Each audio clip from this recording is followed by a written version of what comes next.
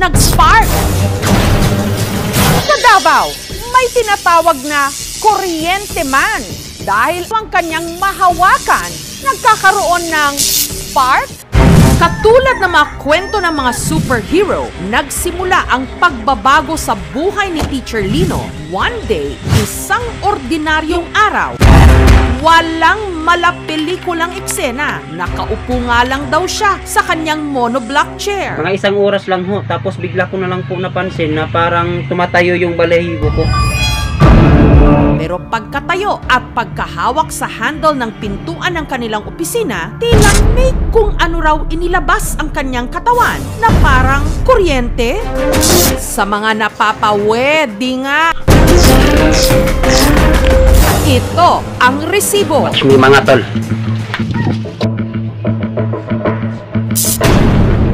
So nakikita nyo ba yun mga tol? Nag-spark siya. So ngayon sa kaliwa naman. Dito naman, subukan natin dito mga tol.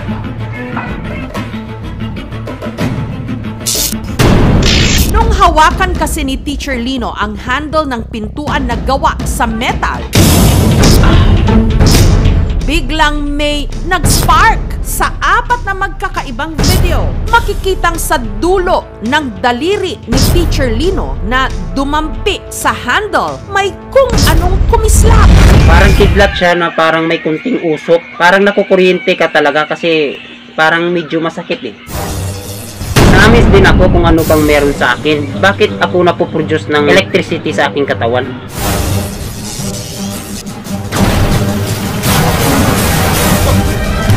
Superpower, sir! Electric Man? Ang bagong superhero!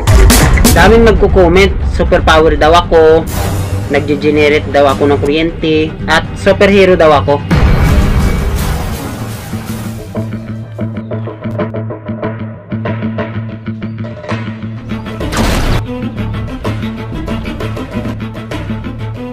Sabi naman ng isa, super kilikili daw ako. Sabi ko naman sa kanya, ulo mo, baka ikaw may kiliti. Tawang-tawa kami kasi nagbibiruan kami. Teacher Lino, ikaw nga ba si Kuryente Man? Ang tila kakaibang abilidad na ito ni Teacher Lino, nadiskubre raw niya nito lang nakaraang taon. Naihi na kasi ako at yun, pumunta na sana ako ng CR. Tapos pagbukas ko ng pinto, bigla na lang nag-spark. Nagulat ako nun. Naliwala ko na lang kasi akala ko hindi galing sa akin yung kuryente. Naghinala ako na baka yung pintuan is nag-grounded lang. Pinasuri ko sa aming kapitbahay, hinanap niya kung anong dahilan kung bakit ba nag-spark. Tinignan ko lahat sa paligid ng pintuan. Wala namang ibang wire o electricity na papunta sa doorknob niya. So, ibig sabihin, walang grounded yung pintuan. Tapos yung katarantaduhan lang ay nung nawakan ko ulit yung pintuan ay bigla na lang may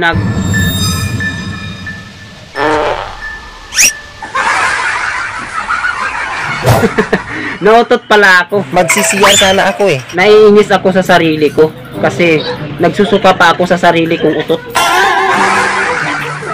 Kung pagkalooban daw ng superpower si Lino, isa sa hihilingin niya, Ihilingin ko na kahit anong uri ng kalaban ko ay kayang-kaya ko.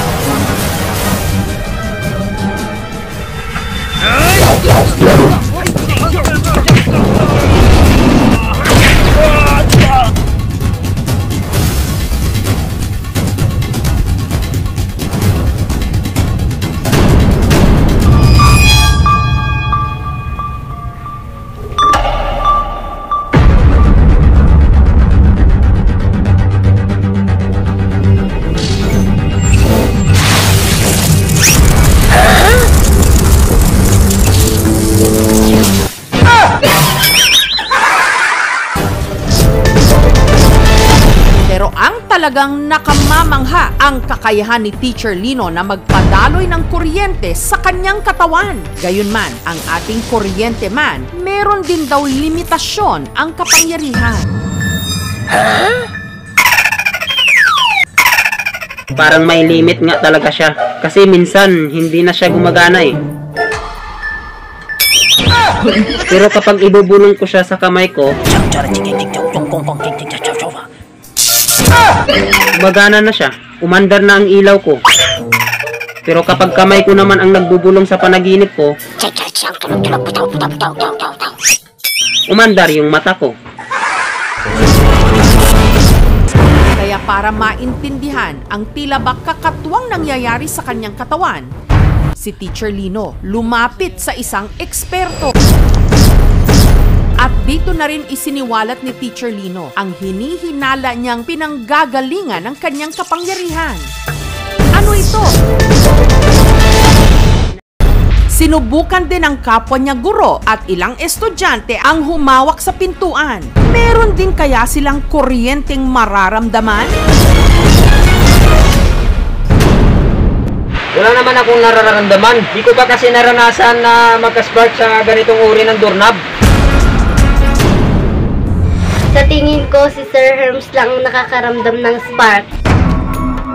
Para maliwanagan sa kakatwang static na nagre-rehistro sa kanyang katawan, si Teacher Lino sumangguni sa isang electrical engineer